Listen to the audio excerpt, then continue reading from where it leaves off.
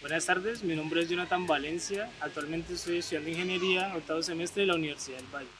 El día de hoy me corresponde hablarles sobre una problemática que como estudiante de Ingeniería y persona que estudia la ciencia de los materiales, involucra muchas pérdidas en cuestión de costos y en mantenimiento y en reparación, que es la corrosión. En este caso, pues como nos encontramos aquí, voy a hablarles de la corrosión atmosférica. Entonces, primero hablemos de cómo funciona esta corrosión. Uno de los factores que determina primariamente la intensidad del fenómeno corrosión en la atmósfera es la composición química de la misma. El óxido de azufre y el cloruro de sodio son los agentes corrosivos más comunes de la atmósfera.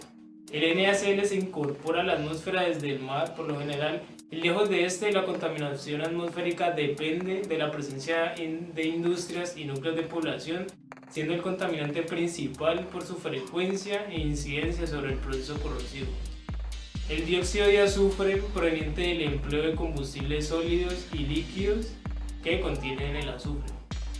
El mecanismo de corrosión es de naturaleza electroquímica. El electrolito es una capa húmeda que se posa sobre la superficie del material, cuyo espesor varía de capas muy delgadas que son casi imperceptibles hasta capas que mojan perceptiblemente el metal.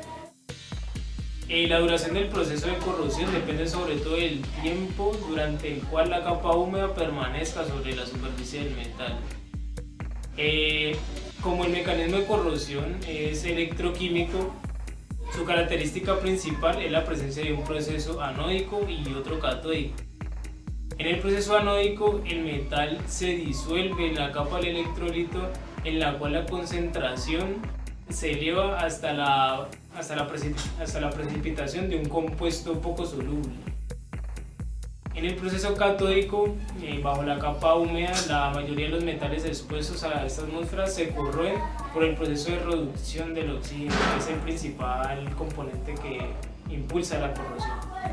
Entonces, teniendo en cuenta cómo funciona la corrosión atmosférica, pues pasaremos a hablar de los aceros resistentes a la intemperie.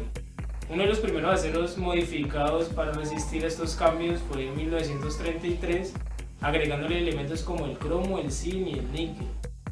Durante esos años entendieron que la corrosión se generaba por tres mecanismos. El primero, que da por iones de hierro que empiezan a difundirse hacia afuera a través del óxido para formar, digamos, óxido fresco entre la interfaz aire-óxido. La segunda ya sea en la superficie oxidada del acero, y el tercero dentro de la capa de óxido para rellenar poros y grietas. Ellos también notaron que las capas de óxido presentan una serie de propiedades físicas y químicas distintas que van desde aspectos sensoriales como es el color y la textura hasta otras propiedades más relacionadas con su capacidad protectora de adherencia, espesor y porosidad. Entonces hablemos un poco del color.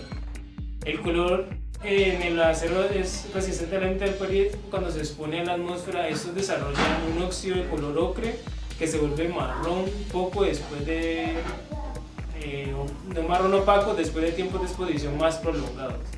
El color del óxido depende no solo de la corrosividad de la atmósfera, sino también del tipo de acero. También de la exposición, también el tiempo es un factor importante de exposición y presenta un color más oscuro cuando es mayor el índice de corrosividad de la atmósfera. Para contextualizar un poco lo que se habló anteriormente sobre el color, vemos esas tres imágenes que corresponden a tres tipos diferentes de elementos salientes y de metales resistentes a la intemperie. El primero corresponde a un hierro que está aliado con el cobre y su corrosión es un poco café. A medida que se le van agregando elementos de lesión como el cromo, el níquel, se va viendo que va aumentando el color de la oxidación. Vemos que pasa de ser café a café oscuro y un café con púrpura, mucho más oscuro que el anterior. En la siguiente imagen podemos observar el cambio de morfología de la corrosión dependiendo de la exposición en la que está sometida el metal. Como podemos observar, en el primero corresponde a granos o partículas donde el acero apenas está empezando a presentar la corrosión, y a medida que va presentando el tiempo va pasando de granos a aglomerados de granos, escamas, capas o laminados, que esta sería ya la corrosión final donde el acero está totalmente afectado.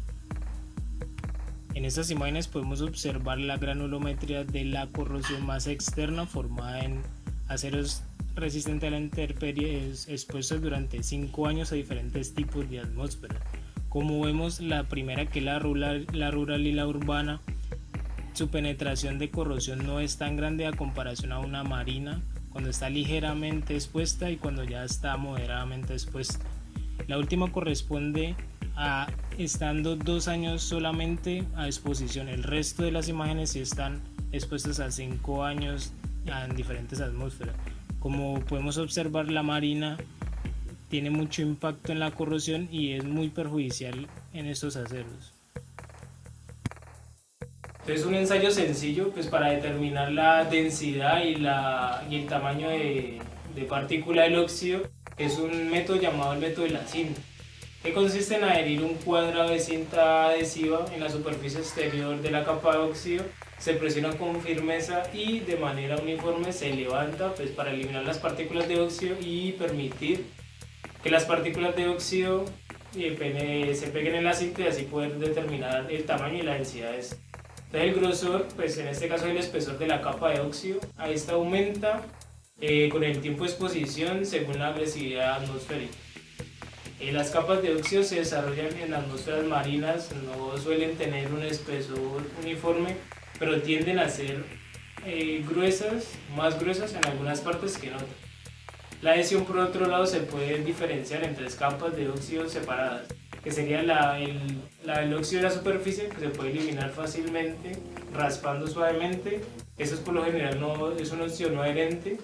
Una capa intermedia de óxido que puede romperse doblando la muestra o golpeándolo con un acero más duro, en este caso un martillo.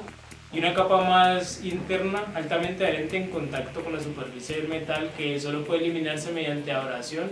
O un ejemplo claro sería el granallado o métodos químicos como el decapado. Por otro lado, la porosidad. Las capas de óxido tienden a presentar abundante porosidad y agrietamiento tanto longitudinal como transversal.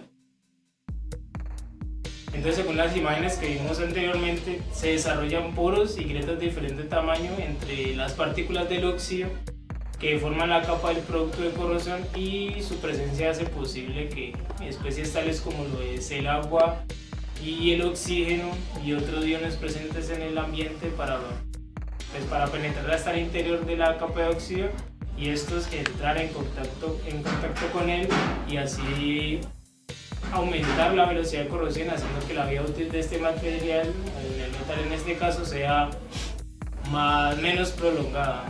Entonces, digamos que en el artículo nombran, se hizo el estudio para avanzar, para mostrar el avance de cómo se estaba tratando la corrosión en los metales, creando aleaciones, pero por lo general la corrosión es como una enfermedad que le dan a los metales, como le pasan a las personas que a medida que va pasando el tiempo, vamos envejeciendo, se nos van dando enfermedades y eventualmente digamos que llega a la muerte, por así decirlo. Lo mismo le pasa al metal, que por más que lo protejamos, por más que le agreguemos alimentos de aleación, siempre va a tender a la oxidación a llegarle en algún momento al metal y así pues reduciéndole la vida útil. O sea que digamos que la corrosión es algo que podemos evitar momentáneamente, pero eventualmente va a seguir pasando. Entonces, esto era lo que quería mostrarles y muchas gracias por ver.